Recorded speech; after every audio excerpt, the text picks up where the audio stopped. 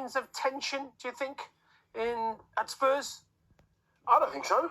I think maybe performance-wise, maybe the way that they're playing the game, maybe the fans aren't enthralled by the way they're having to play, and everything's very much from what I've seen, is a low block, and then on the attack, it's a counter-attacks. They don't seem to want to play what I've seen Spurs play over years and years, a beautiful game.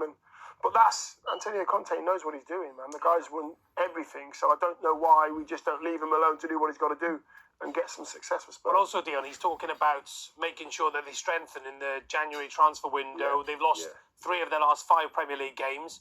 And he says, there's this quote which we picked out, I think the club understand very well the importance of bringing in important players, good players, in January. Yeah. So does that hint that they need to change their style under Antonio Conte? Because Dion's right, it's very slow. It's quite dull to watch, isn't it? Yeah, but if you think about Richarlison's not available, Kulusevski is not available, that means he can play with 3 front players.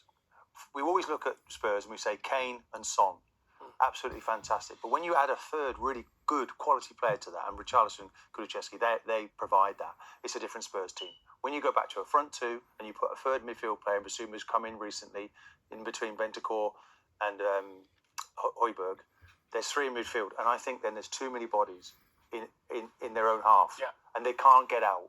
And there's very much a case of the handbrake's on, and when they kind of like, it's a painful watch when you watch Spurs.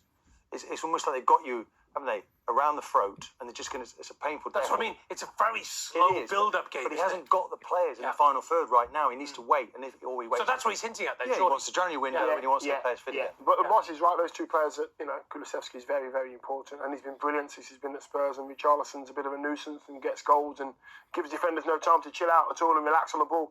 But yes, he needs more. He needs more. He needs another 2 or 3, Jay, just to keep the other players on their toes, and more quality as well. Spurs, listen, if Spurs aren't having a good time right now, where are they? They are third.